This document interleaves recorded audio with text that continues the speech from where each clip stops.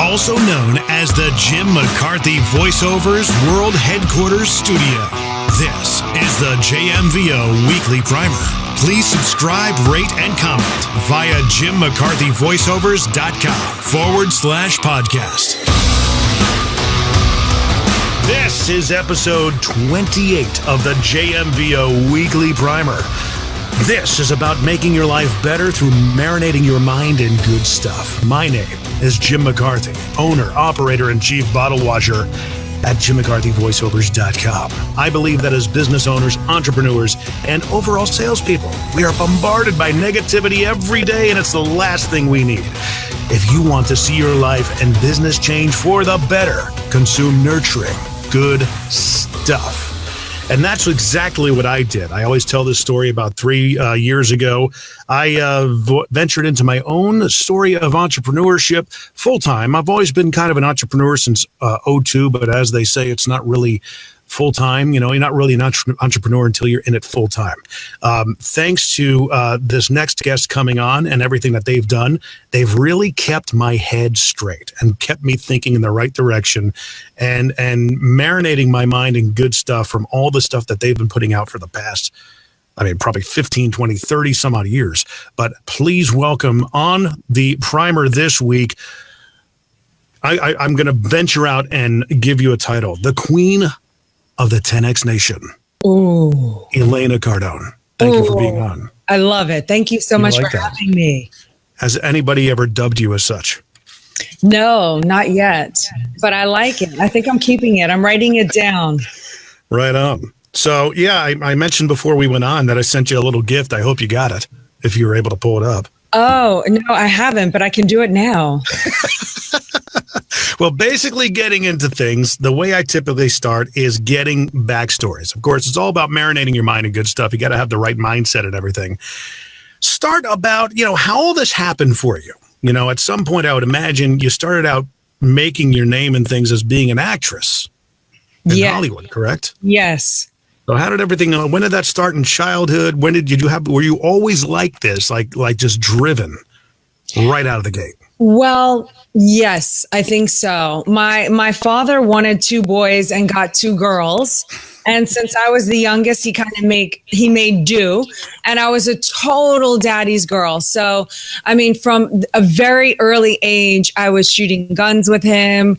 We were, he taught me how to play baseball, football, all those things where when girls and boys are equal, in physicality, I should say, up until about that age 9, 10, where they just kind of then dominated me. But in the early years of my life, I actually felt like I had to be tougher and better than them to prove myself. I don't know if that makes any sense. So I think that's where it all started, is early on in the childhood years is where I kind of found that drive to compete and be good and make people proud and make myself proud. So it's just stayed with me, I think, for a lifetime. So moving on into your formative years, teenage years and everything, college, which school did you go to? I never stepped foot in college. Okay. I always disliked school very much. Mm-hmm. My high school, I went to a very rough high school. I think it's kind of mellowed out a little bit since I've left. But at the time that I went, it was a pretty rough school. And that's one of the reasons I went into acting, believe it or not. My sister told me about a school called NOCA, the New Orleans Center for Creative Arts. And she said that if I got in, that I could only have to go to the tough high school for the first half of the day. And then I could go over to this other school to do whether it was art, dance, writing, acting, or music. And since I had zero talent in any other department, I tried theater and I got in, which was a difficult task, but I made it in. And it allowed me to escape that other high school. So I always use acting as kind of an escape. Mm-hmm. looking back on it now. So, but I always loved it because my father and he wanted to be a radio actor his whole life. And he's always been sort of this actor kind of person. And I remember being 9 years old watching a TV show with him. And these two actors said, no matter what I do, no matter what I say, I'll always love you. And we died laughing. We thought it was so over dramatic, but we laughed and we did that saying to each other for years and years and years. And I associated acting with just so much fun. So it helped me get out of the school. And then when I was 17 years old, I was really ready to escape the lifestyle that I was living in New Orleans, which was colorful, eventful, adventurous.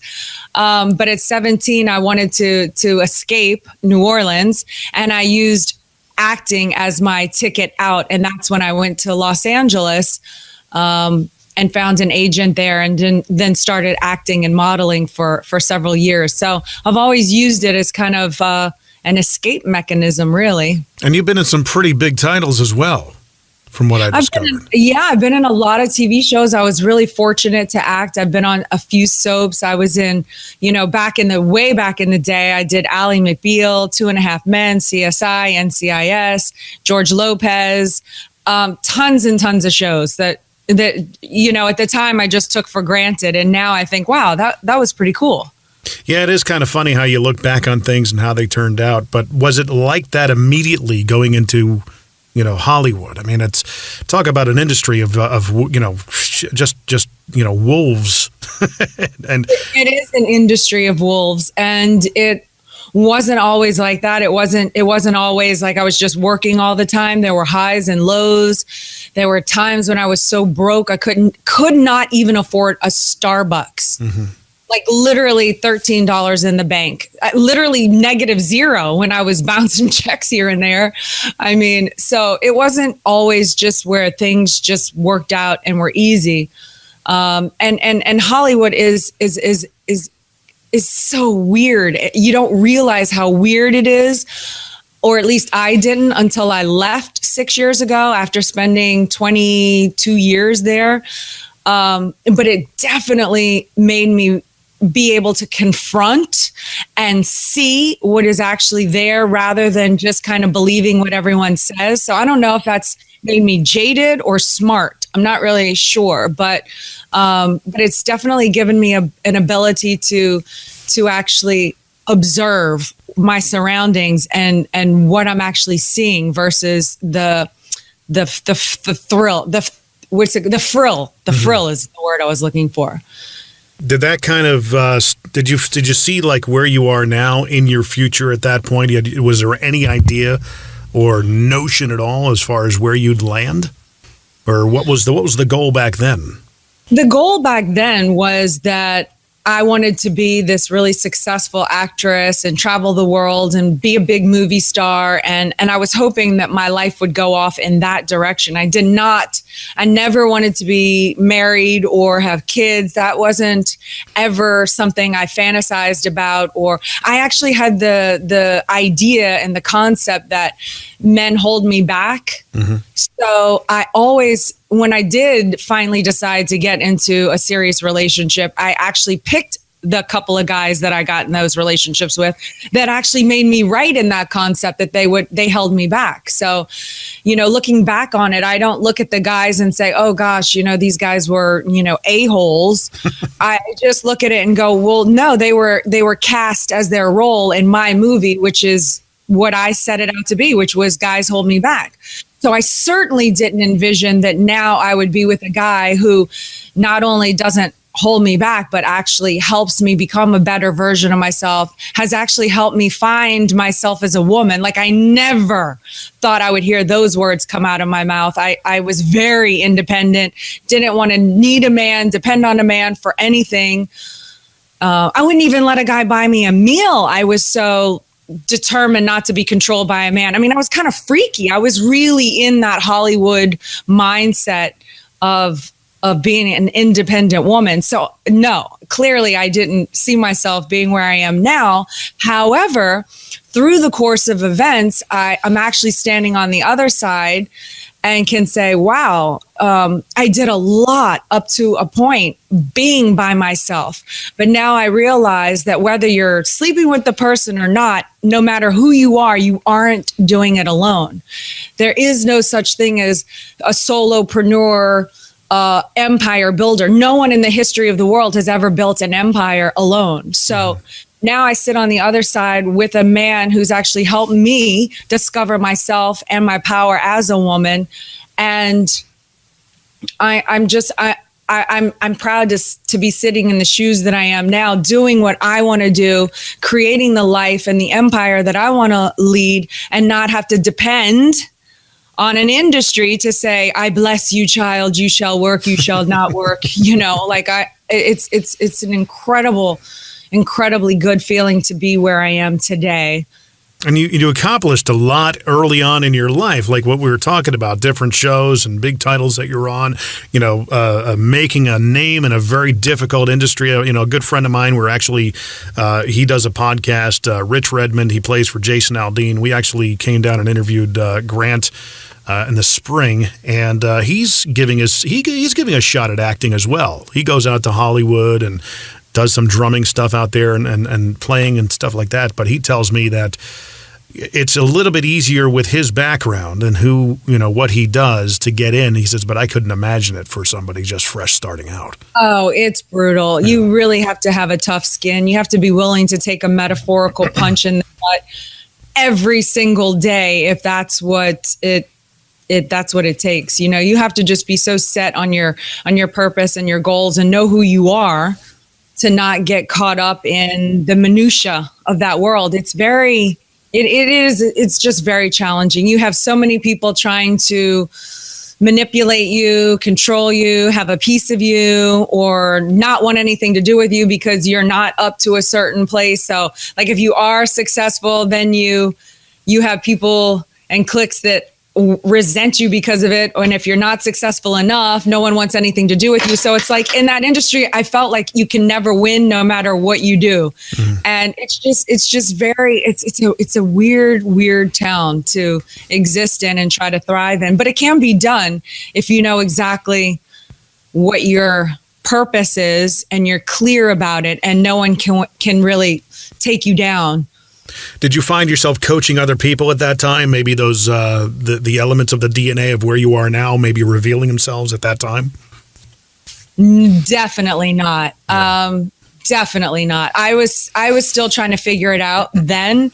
I was still, because of the acting, I've always had this ability to observe people and just observe. So back then I was doing a lot of observation. I wish I wouldn't have been doing, I stopped doing drugs in 2000, but earlier on when I first went out to LA was in 91. So in 91 to 2000, I guess what was that? 9 years. Mm-hmm. I was still kind of drinking and doing recreational drugs here and there. And, I certainly don't want to preach, oh, they're so uncool. But for me, it clouded my vision and it made me less aware. Mm-hmm. At that time. But I want to let everybody know who's watching that if you have a question, type it on in the comments section. It'll pop up in front of me and I'll be able to put it up. But okay, elephant in the room, let's move it up. We've all heard the story from I'm going to say he told me to call him Grant, but I call him Mr. Cardone, from his side of when he first met you, and it took him 13 months to finally seal the deal, I guess you could say. How did it happen from your end? What was the first impression? Oh my gosh. Well, he saw me on a set of a commercial in downtown Los Angeles, and I saw him briefly in the trailer and didn't think anything of him, like at all, like not my type at all. At that time, I was dating other actors or musicians, kind of rock star kind of people. I met I was always around crowds. I was a pirate radio Harley girl, which meant I rode Harleys around town and did promotional ads and interviewed. So I interviewed musicians and, I just met a lot of people that were huge successes. So I was in that crowd of people. a lot of the time. So when I saw Grant, he looked like he was a golfer, and he looked kind of businessy, and he was shorter than me. I didn't want to date anybody shorter than me ever again. After this one boyfriend I was with always tried to make me wear flats because I was tall. I was like, I'm never doing that again. But he got my number from the director and calls me on the phone. And I was just completely horrified that the director gave him my number, because that's just such a huge no-no in Hollywood. But he calls me, we have this conversation, and then he's like, people who hang out with me, their lives usually improve. And so I want you to do this, get a piece of paper. And the next time we talk, and he gives me this little assignment. And I just thought, oh my God, I have seen it all now. This has got to be the worst, most horrendous, arrogant guy to date that I had met. I was like, yeah, I didn't write anything down. I hung up the phone. I was like, I am never talking to this guy ever again. And then he proceeds to call twice a month, every month, but he left messages on the answering machine. I never returned any of his phone calls. Then he became friends with my friends. So then I kind of started running into him at the clubs here and there. Well, he finds out that my passion in life is shooting. And at the time I was ranked 10th in California for sporting clay out of females. And so he finds out that I like shooting, and he calls and leaves a message saying he rented the entire shooting range if I wanted to go. And yes, I hate this about myself, that I am so very predictable. But of course, like a bee to honey, I called him back and was like, I'll meet you there. So that was kind of how I opened up and just said, okay, I'll at least go shooting with you. And then after that, it took several months of just kind of hanging out as friends before one day it just kind of hit me like a ton of bricks at dinner. And I said, oh my God. He said, what? And I said, you're going to make me fall in love with you, aren't you? And he said, yes, I am. And I literally responded. I mean, I can't say what I said. I don't think people curse on your podcast. Go ahead, but it's fine. OF. And that night we kissed. We did not have sex. We kissed. And we've been together ever since then, though. Well, I mean, and when was that? Early 2000s? That was, gosh, I don't know. We got married in 2004, so it was a year and a half before then. So 2003, I'm guessing. Oh, right on. 2002, end of 2002. So fast forward, here you are. I mean, how has it all changed? I mean, marriage kind of changes everything, as we both well know. I mean, I got married in 2001, and we're going on 17 years now. So, I mean, wow. Especially coming out of that, it's a drastic left turn for you. What did that kind of look like in your life at the time? What was it trying to get used to? It sounds like you have a lot of, I guess I would dare to say, conservative values anyway, moving forward. I do have a lot of conservative values. Yes, back then I wouldn't have said I had a lot of conservative values.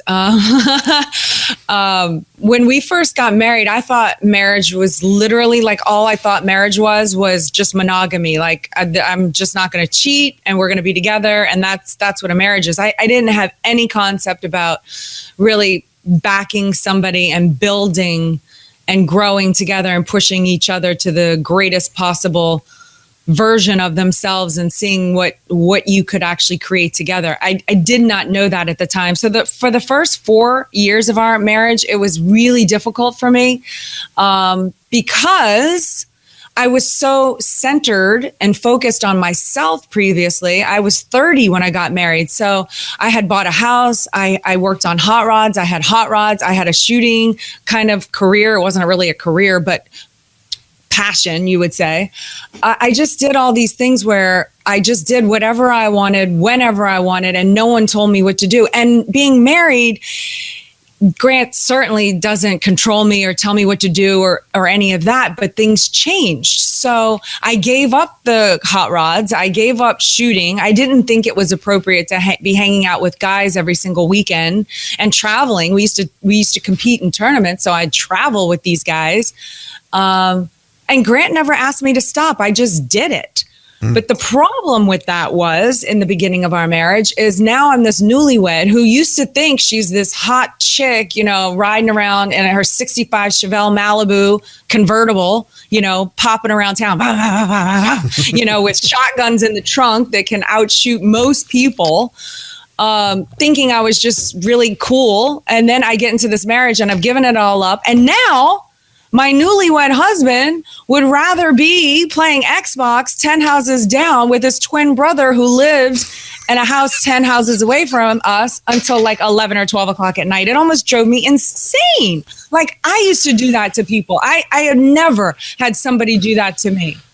So, that was quite challenging and quite difficult, because now I thought, what the hell did I get myself into? Like, I didn't sign up for this. Mm-hmm. And that's when I realized, like, okay, well, I tried to change him. I tried to say, hey, come home earlier. That only made matters worse.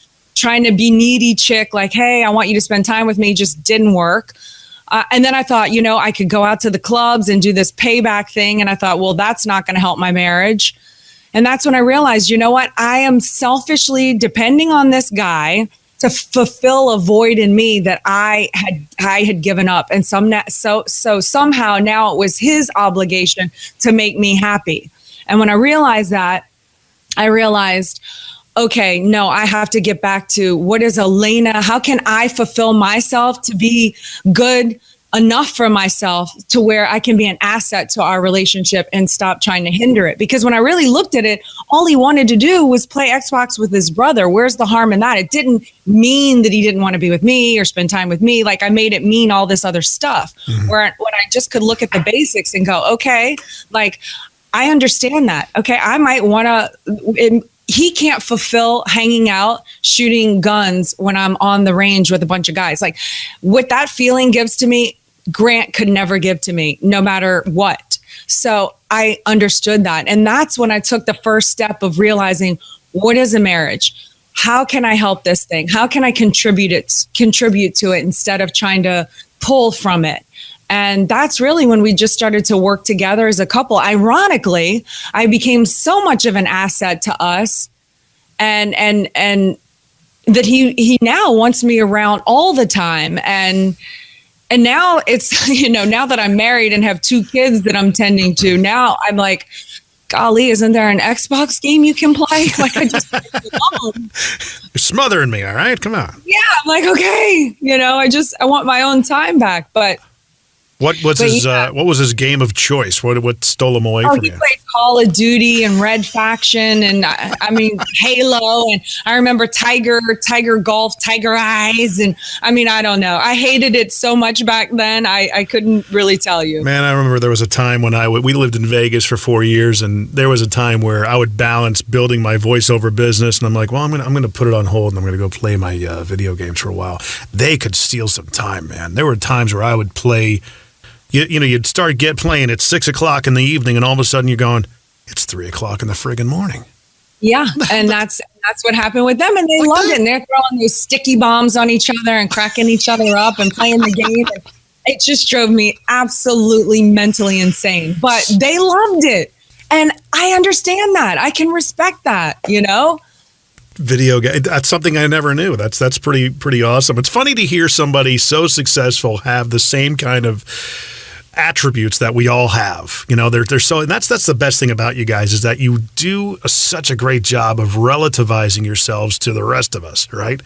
And you do have semi-normal lives. I mean, in stark contrast to the obvious, but I mean, that's how it at least comes off to me. I can appreciate the fact of what you guys do with your kids, because I've got kids, and we all do. We go to the stupid birthday parties and everything, and it's just it's really cool to kind of see that.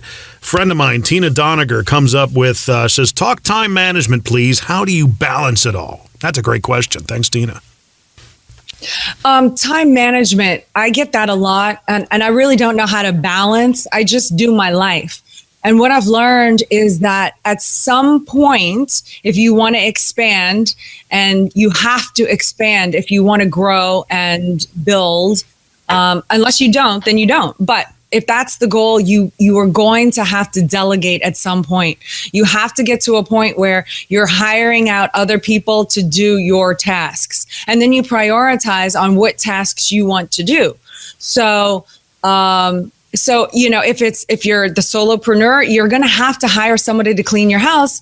or you're going to have a dirty house if you're working so much, or you're going to sacrifice your work time to be cleaning your house. Like you just have to figure out where your time is most valuable. Like when I have a nanny with us, sometimes she's cooking the meal so I can be tickling the children on the sofa and snuggling them. Like, it's just, where do I want my time? If I didn't have that, then I'm cooking the food. I'm not getting to be with them. It's just, your accountant, your lawn person, like what is it that you want to do? And at some point you have to delegate, and that's how you manage the time. Like, that's how you get to do everything that you want, by multiplying yourself or resourcing yourself out to trusted people that can get the job done as good or better than you would. It's identifying those high value activities and your priorities. Exactly. It's just, that's what I'm not with the kids right now. If I were with the kids right now, I couldn't be doing the show with you. So You just have to decide who's going to do what at what period, so you can get the most done and be the most productive for you and for your family. I'm a low value activity, so self-deprecating as well. The other aspect of it is, at one point in your marriage, did you realize that, he is really dead serious? That, was this the attitude and the culture that you have in your marriage and what you're doing now, when did that really start to come into fruition? I remember interviewing Jared a couple of months ago, and he recalls living in a pool house, on the property when you guys were working out of a pool house, I guess, before everything started really ramping up. I didn't know Jared's been around that long. Wow, that's cool. The moment, we did. We lived in this gorgeous house that was on top of the Sunset Hills, almost an acre flat. It was gorgeous. You could see downtown Los Angeles to Malibu. It was really beautiful. But we hadn't expanded into the offices yet. But to answer your question, it was 2008 when we were sitting on our sofa watching Lehman collapse. And I asked Grant, what does this mean? Because he went white and he had this terrified look and shock upon his face. And he said, it means we're going to die. And I'm like, what? Like, I thought he was joking at first. And then he's like, we're going to die. And I was pregnant with my first child, and I was so furious that he said we were going to die. I was like, die? Do we look like death? I'm pointing to my belly, I was like, no, we don't die. And so I sent him down the hall to his office, and I said, do not come out until you figure this out. Because remember that phone call? You said people who hang out with you, their lives tend to get better. And I was like, I didn't sign up for death. Now figure it out. So 3 hours later, he comes out with the book, Sell or Be Sold, the manuscript, and he puts it in my hand, and he said, I figured it out. I wrote my first book. It's not going to make us rich. It's a book, but I figured out what I have to do, and I will never make you worry about finances ever again. I'll never freak you out or stress you out or make you worry ever again. And he kept his word.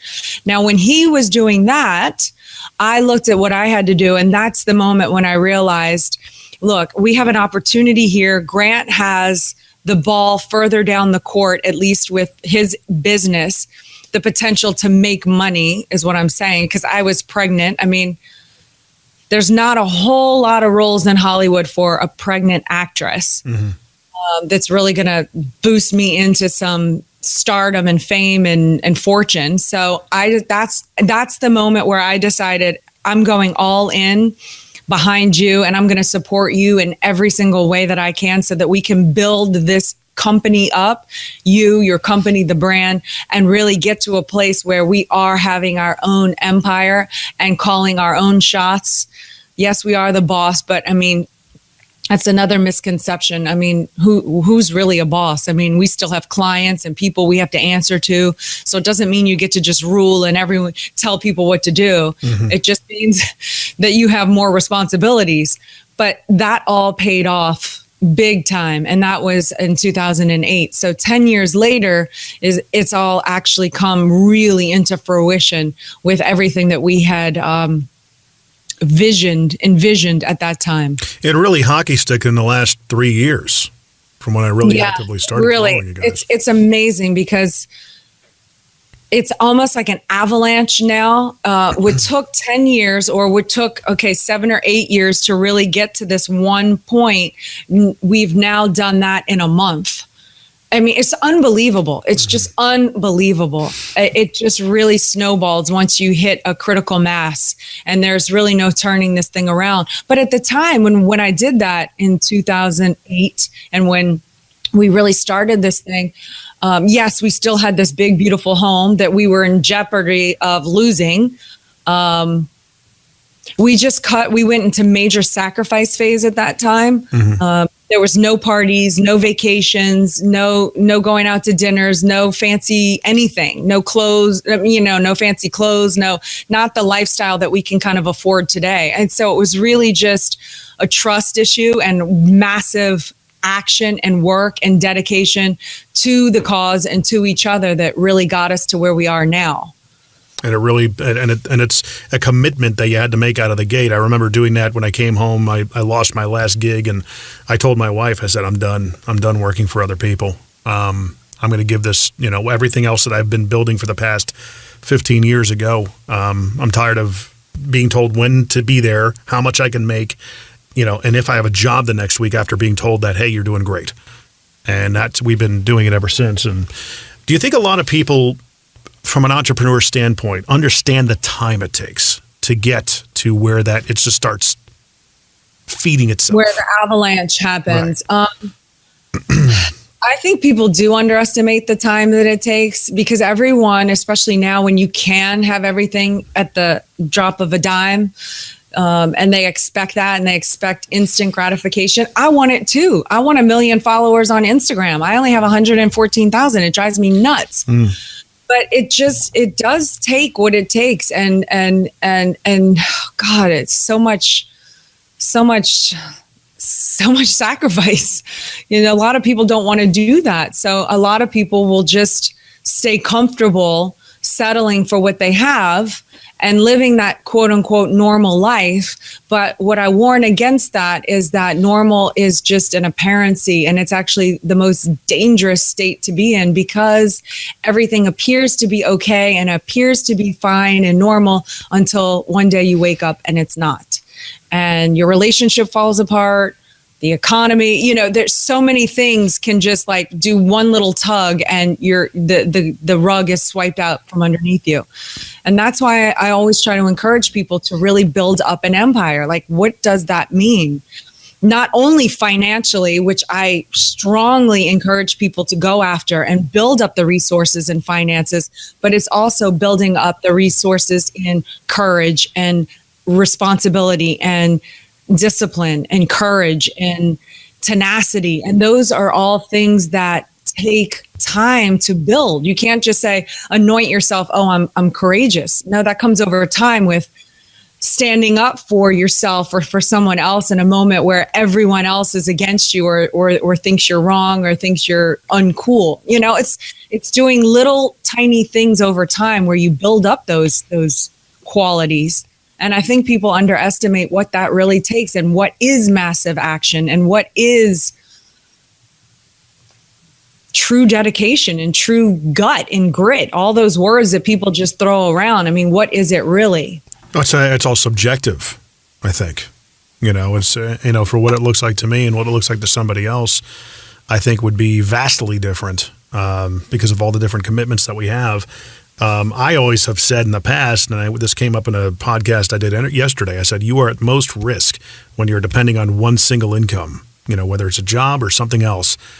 It's probably the biggest risk you can put your family in. And I 1,000,000% agree. Like we always talk about a second source of income that should be symbiotic. That's what Grant talks about. Like, you don't leave your one business to go try something completely different. Like, you figure out how to tie everything in so that you can promote all the things at once, like Grant has his books, his webinar, the courses, like everything feeds into one another, the boot camps, the 10X Growth Con, like all these other sources of revenue all feed into one another. Well, it's oddly, you bring up the 10X Growth Con, and it really kind of fed into what you used to do as an actress, and you still are an actress. I mean, it's getting up in front of the stage, being in front of people. There's a performer DNA to that. And you brought up 2008 when things kind of went haywire. Grant at that time, I think, was still doing the automotive trading at that point. Am I right? Yeah, that was part of the thing that he figured out in the office by himself, was that he had just, and I used to work for him. I used to book all the hotels because he would go to automobile conferences and he would speak to that group only. And we sold these seminar tickets. Well, a guy would go into a city beforehand and sell the tickets and whatnot. And then we'd show up and 200 to 600 people would show up and he would do his day seminar and we were out of there. And I used to book all the hotels and whatnot. Well, when the 2008 crash happened, there were no books. That was the only industry. We had the real estate portfolio, but it was much smaller. I'll get to that in a second.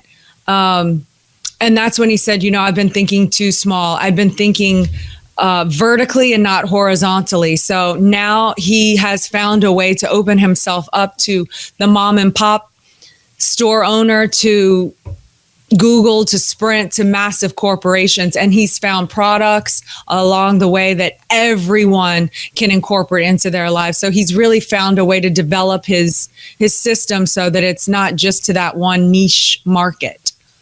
I'm going to make a prediction, and this is something I put up on my Instagram this morning. Another anointment, I guess you could say.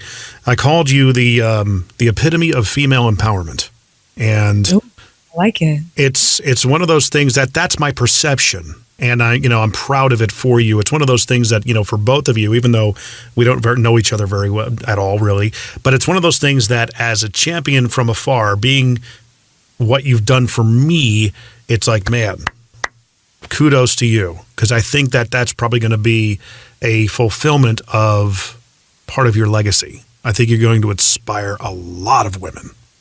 Is that something that really is my dream? My dream, really, if I can leave a legacy, is I really, really, from the bottom of my heart, want to just help other people. I mean, I might not have the only way, but I have found a way that has definitely worked for me. And if anyone can learn from my mistakes or what I have used to accelerate my success and our success, I do want to impart that on other people, because I'm just a girl from New Orleans who was little punk rock chick when she was a teenager.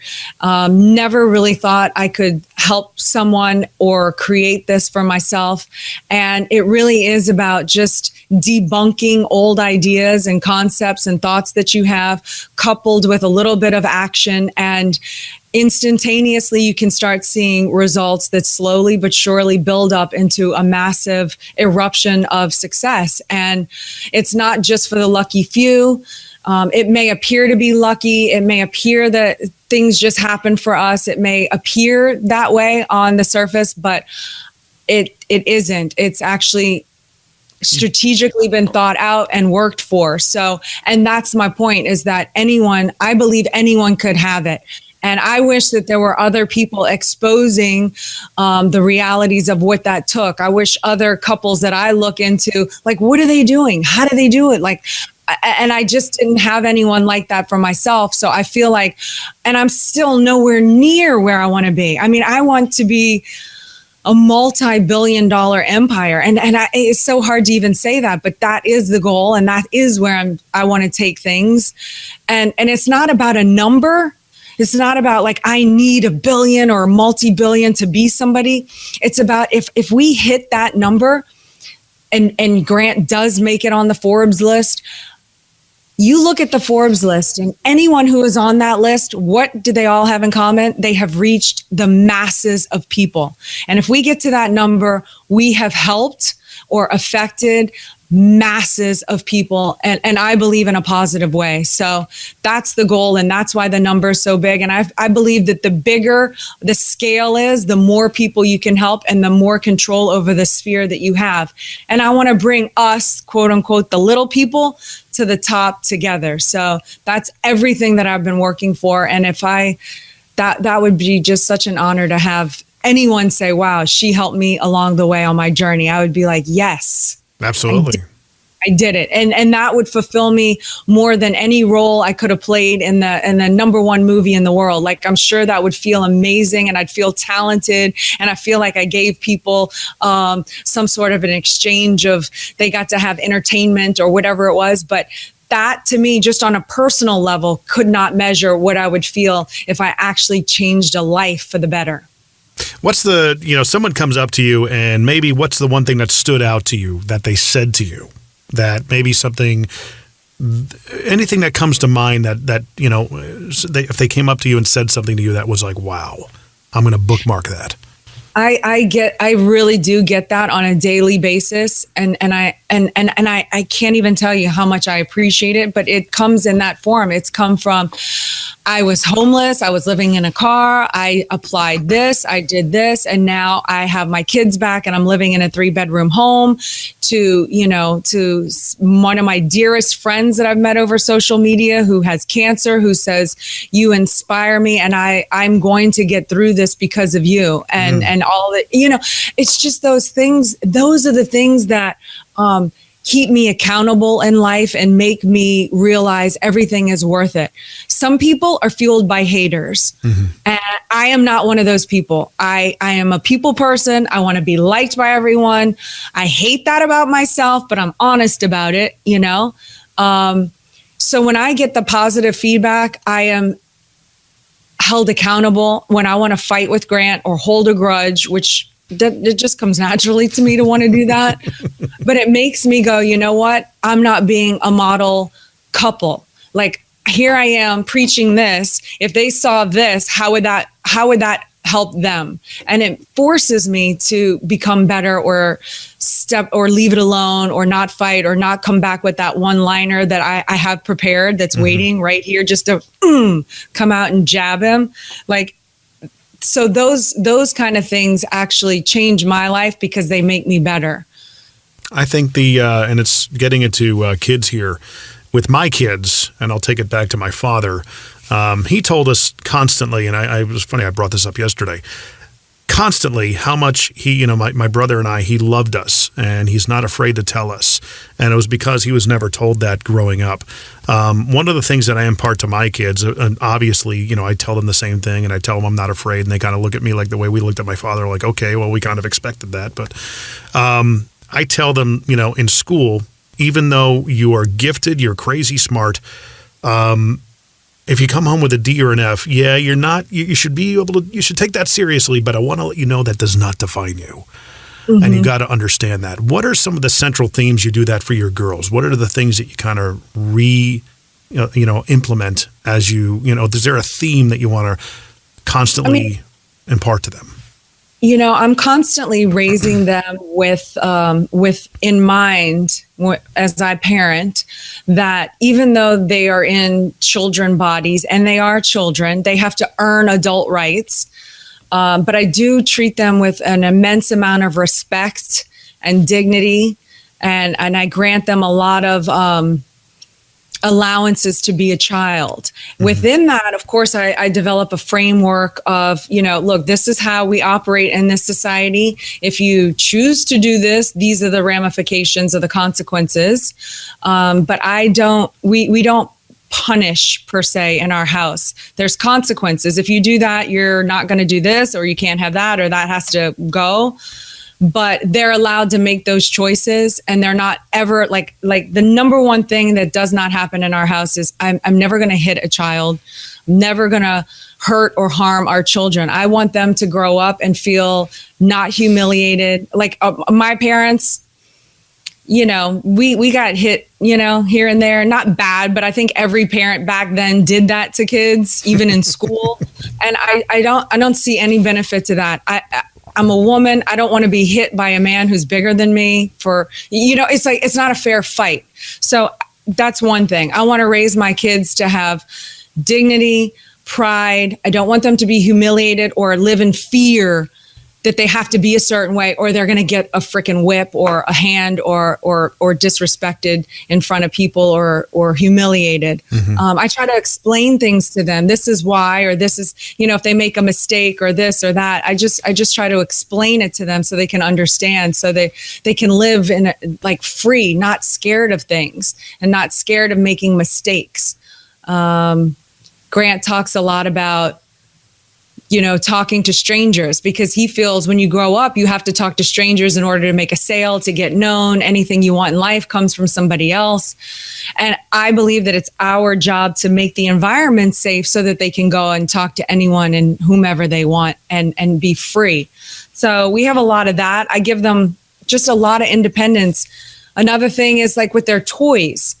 I let them own their things. Like, put yourself into a kid's shoes when the parent gives them a toy and then says, oh, you can't ruin that, or you can't destroy that, or you can't write on that. And then it's not theirs anymore. It's the parents. So now they're given something that they think is theirs and they can't do anything with it. So I tell them, your toys are your toys. You can do whatever you want with them. You can smash them with a hammer if you want. But I'm not going to just go replace it because you did that. But you can do that. You can do whatever you want. You're not going to be punished. You can own your own things. Now, when they went to school, I had a thing. The only thing is the uniforms are mine. So you can't write on your uniforms. But be a kid. Go get dirty. Go play in the park and get filthy. Spill ice cream on yourself. I'm not one of those mom that's like, that's a brand new Hermes shirt that you just got chocolate on. Like, you're a kid. Go be a kid. The dirtier they are, the more I'm like, yay, congratulations for being a kid. Like, how cool are you? Like, you're filthy, child, and it makes them laugh. And it's just about treating them with respect, but also trying to keep them like socially aware of that some of the things they can do or say have effects negatively on others. So I try to make them aware. But ultimately, I'm trying to rear these children to rule the empire and take over one day. So they understand that we're Team Cardone. They understand that they are looked at, they are expected to be a certain way and fit into the rules of our culture as a family. And they agree to that. They love being on a team. They love contributing, because children want to be in exchange too. They don't want everything just given to them. So if they can participate and do their 10X Kids or help promote a live stream or sell a 10X GrowthCon ticket, or they're happy to do that. It makes them feel like they have a sense of pride and they're contributing to the family as well. So that's kind of some of the things that we do with our children. I bet you guys are really fun parents too. I think so. I'd like to think so. I mean, I'm definitely not perfect. I lose my patience, but we are fun. We play games. We have fun. And so far at 7 and 9, they still want to hang out with us. They still think we're cool. So I'm happy. That changes when they get to be 12. I've got a 12-year-old and she's going on 30. So, oh, no. Yeah. I've already made them promise that they won't do that to me as a teen. I make them promise that almost every day. So hopefully that'll sink in. The worst part is when you're not allowed to ever think mom is uncool. The worst part is when they start imitating you and making fun of you. And I'm like, do I really sound like that? Oh, boy. So what satisfies you the most about what you do? It's what I said earlier. It's getting the feedback from other people that I'm actually having an effect and making a difference for the better. Like, little old me can do that. Is just that really is what fuels me. It is what makes me the most happy and proud and keeps me inspired to continue to do what we do and be so transparent and open. Because, there's some days where everyone has their days where if you fight with your husband or your child or somebody else, or you just don't feel good, or you're having a bad day and you don't want that exposed. I kind of think that I want it to be exposed. I want people to see the reality of it all, not authenticity. Just and not the good parts. It's also the tough times too. I try to minimize those, but I also don't try to hide them. Right. It's authenticity. It's kind of what lives and breathes in this day and age. So this will be a fun question. I hope you'll think about it. Who would play you guys in a movie? Have you ever been asked that? No. Yes. I love asking questions that never been asked before. Well, as far as looks, people tell Grant he looks like a Kurt Russell. Do you see that? Oh, man. Kurt Russell that he's told Kurt that? Russell. I could possibly see it. Angelina Oh, Jolie. of course. And Angie. Yeah, Angie is what I've been told. And if she played me, oh my God, my life would be set. I'd be like, okay, I have died and gone to heaven. Right on. So that's just so badass. I mean, she does all those action films that I would just die to be in. Like, she's just awesome. So I'd be happy. I don't know who would do Grant, but it would have to be someone very, very comfortable in their own skin and very powerful. George Clooney. There you go. George Clooney. Oh, He'd be great. George Clooney and Angie. Oh, I'm down. Oh my gosh. There you go. Yeah, I'd be quite honored. The Queen of the Cardone Empire. Thank you so much for being on with me. We're going to wrap it up. I know you got a hard stop coming up here in 7 minutes. How do they get a hold of you? Obviously, it's everything Cardone, Elena Cardone at Instagram. Of course, you got the book coming out. We got to mention that. Oh, yeah. I have the book coming out. You can pre-order it right now. And you get the audio for free if you go to elenacardone.com/empire. Okay. Build an empire, how to have it all. I really tried to give out as much of my secrets about how I developed everything along the way, from who I am, all of our roles, how I give everything that I have in this book. So I'm very proud of it. I'd be honored if you picked it up and checked it out and let me know what you thought. And then, yes, I'm Elena Cardone on Instagram, Facebook, Twitter. I'm back on Twitter. So, yes, if you supported me and checked it out, I'd really appreciate that. Very available and very responsive as well, which I found I appreciate that quite a bit. But thank you for being on. And if you're listening to the show and you have any ideas, definitely reach out to me. We got the Facebook page for the JMVO Weekly Primer. Of course, you can go to the jimmccarthyvoiceovers.com/podcast and find out all the ways you can listen to it. Subscribe, like, rate, comment, all that stuff. And once again, Mrs. Elena Cardone, thank you so much for being with me today. Thank you so much, Jim. This is the JMVO Weekly Primer. Please subscribe, rate, and comment via jimmccarthyvoiceovers.com/podcast.